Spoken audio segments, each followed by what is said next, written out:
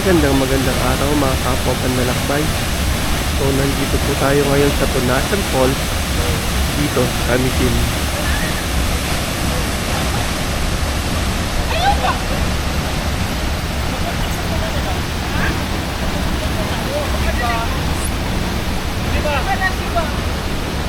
So may mga turista na dumarating dito sa Tunasan Falls.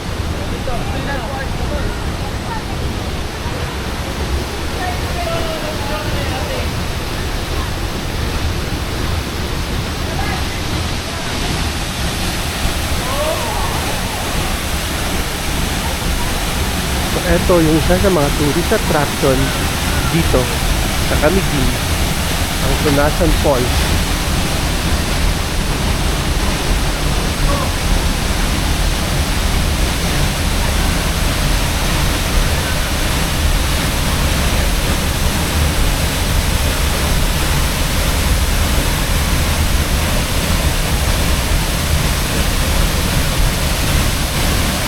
Malalapitan lang po natin yung falls.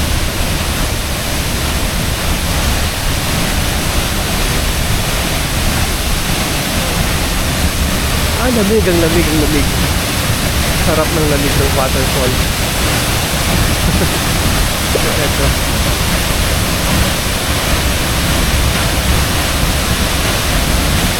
Diba nakaka-relax pag magka ng waterfall.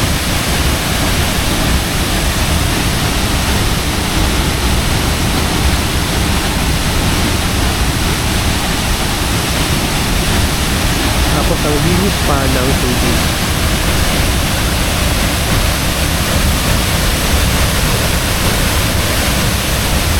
Nabangan ninyo dito sa Manlalakbay yung mga iba't ibang lugar na ating pupuntahan.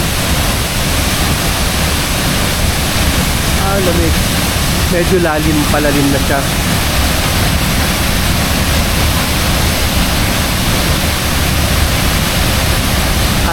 Susubukan natin ilublob ulit tong ating camera, tapos pataas para makita nyo kung paano yung kwan. Dali lang, mag-aayos lang po tayo. Pasensya na. Yan. At ilublob po natin.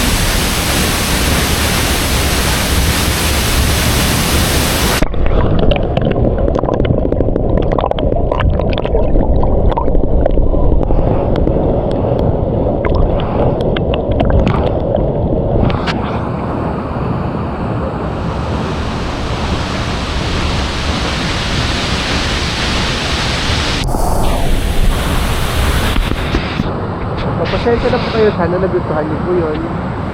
At eto rin.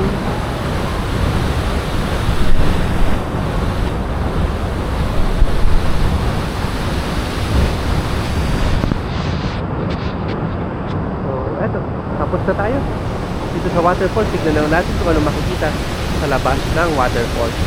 So, isa ito sa mga tourist attraction dito sa Camiguin.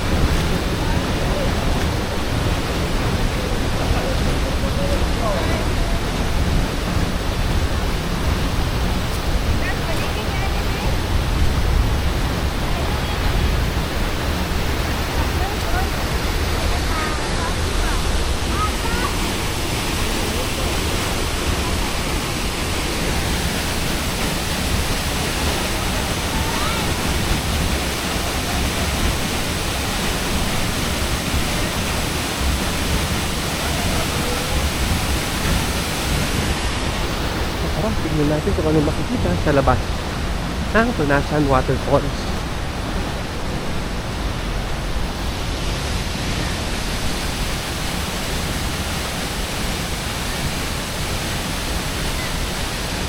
Tapos makikita nyo dito, ang ganda rin ng vegetation.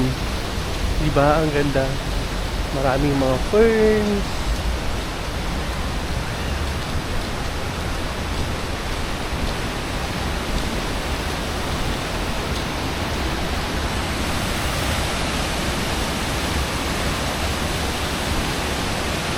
Ang entrance fee po pala dito, mga kapwa manlalakbay, ay 75 pesos. So sa lahat ng mga pinupuntahan nating tourist spots dito sa Camiguin ay 75 pesos ang entrance fee. So, sobrang linis ng tubig at saka sobrang malamig din siya at malinis.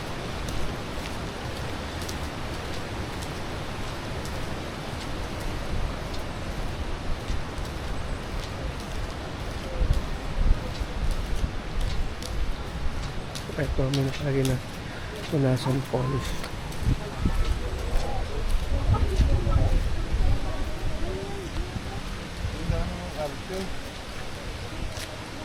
Ganyan po, ganyan. Oo. At pindutin mo muna yung gitna bago ka mag-click. Ay, mali pala ako nung sinabi ko kanina. Sabi ko Tunasan. Tuwasan Falls pala. Pasensya na po, tao lang. Yan. Tuwasan Falls. So, kanina tunasan ako ng Tunasan, Tuwasan po. So, yan. So, tapos dito sa labas may mga cottage din siya.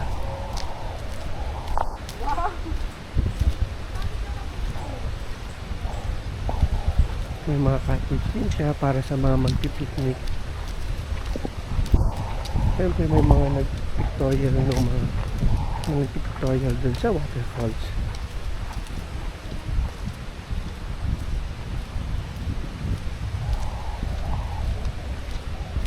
So ito yung makikita dito sa Tuwasan Falls na isa sa mga tourist attraction dito sa Camiguin.